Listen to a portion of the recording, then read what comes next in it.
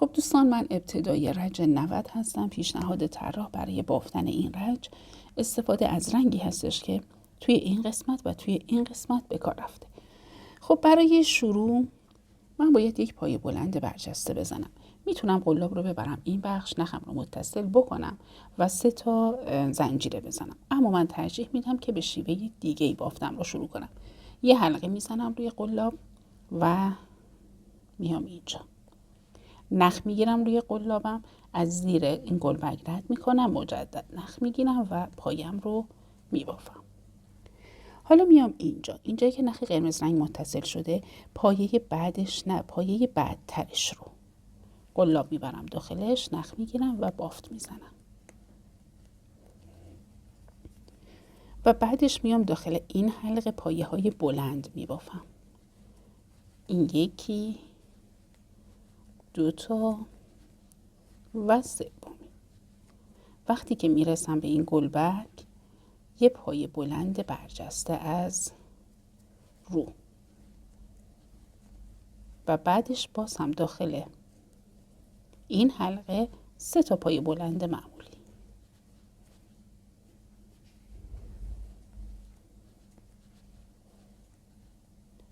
وقتی که میرسم به این گلبرگ، باز هم یک پایه بلند برجسته از رو و به همین ترتیب بافتم رو ادامه میدم تا این قسمت کار. خب من پایه هام رو بافتم، رسیدم به انتهای این قسمت. ببینید میام اینجا که نخ قرمز رنگم متصل شده، یک پایه بعدتر و 2 پایه بعدترش قلاب رو میبرم داخل، نخ رو متصل میکنم و سفتش میکنم و کات میکنم.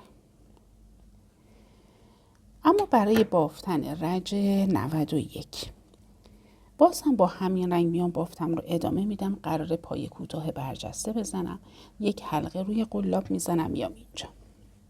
ببینید اینجایی که نخ صورتی رنگم متصله، این راستا رو میام پایین تر میشه این پایه. با این پایه کاری ندارم تو قسمت صورتی رنگ، با پایه بعدیش هم کاری ندارم که میشه پایه دوم. پایه سوم رو میخوام ببافم، قلاب رو میبرم زیرش، نخ میگیرم، پایه کوتاه هم رو میبافم. حالا میام روی پایه صورتی هایی که توی این بخش دارم، روی هر کدوم قراره که یک پایه متوسط برجسته از رو ببافم. هم پایه هایی که اینجا به حالت برجسته هستن و هم پایه هایی که به حالت عادی هستن. پس نخ میگیرم روی قلاب، از زیر پایه رد میکنم و پایه متوسط هم رو میبافم و بعد داخل این حلقه 3 تا پایه دارم، اونها رو هم میبافم.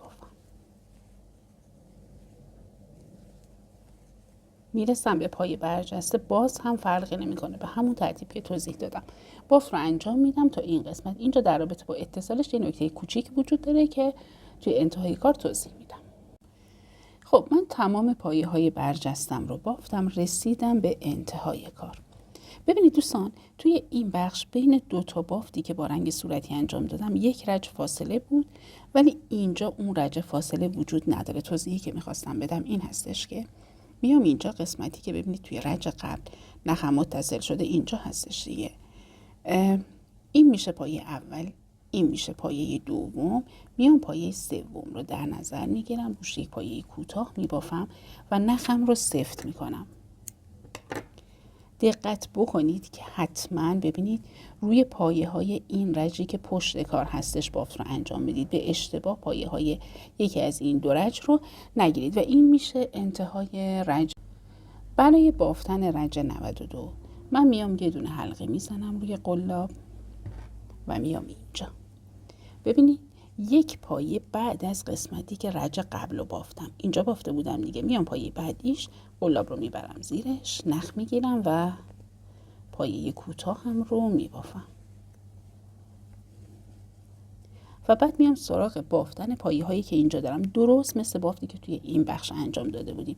ببینید رج قبلی رو یک مقدار میارم جلوتر و روی تک تک پایه هایی که دارم پایه متوسط برجسته از رو میبافم. اینجا یه مقدار دقت کار رو بالا ببرید، هیچ پایه ای رو نبافته رها نکنید، هیچ پایه ای رو هم به اشتباه 2 بار نبافید. برای اینکه خیالتون راحت بشه اصلا میتونید تعداد پایه هاتون رو بشمارید.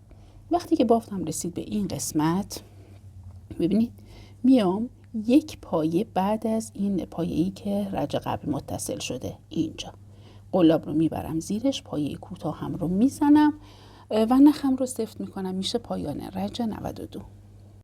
خب دوستان، انتهای رنج 92 من باید یک همچین بافتی رو روی 4 ضلع کارم داشته باشم.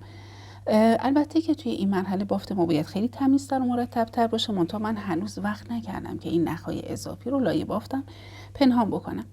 اما برای بافتن رنج جدید که میشه رنج 93، ببینید میام این قسمتی که نخ صورتی رنگ متصل هستش، اجازه بدید از نزدیک نشون بدم. خب میام اینجا 3 رنج صورتی رنگ دارم. با رنجی که جلو هستش کاری ندارم، با رنج دومم همینطور. میام قسمتی که این رنج انتهایی به بافت من متصل شده رو انتخاب میکنم، قلاب رو میبرم زیرش، نخ رو متصل میکنم. پایه‌ای که قراره ببافم پایه بلند هستش، پس میام 3 تا زنجیره میزنم ابتدا و بعدش داخل همین فضا شروع میکنم به بافتن 9 تا پایه بلند دیگه. دوستان چون این قسمت رو من بافتش رو قبلا توضیح دادم، دیگه نمیخوام که حجم فیلم بیش از اندازه بشه، فقط یک توضیح مختصر میدم و رد میشم. وقتی که 10 تا شد پایه‌ای که اینجا دارم، ببینید میام تبدیلش میکنم به دونه ذرتی، عین کاری که اینجا انجام داده بودم، یه پایه ذرتی اینجا میبافم و بعدش میام توی مرحله بعدی عین این بافت زرد رنگ رو اینجا پیاده میکنم و بعدش توی مرحله بعدی عین این بافت قرمز رنگ رو. پس رنج جدید که رنج 93 هستش دقیقاً تکرار رنج 89 هستش که توی 3 مرحله بافته میشد. عین این کار رو اینجا تکرار میکنم.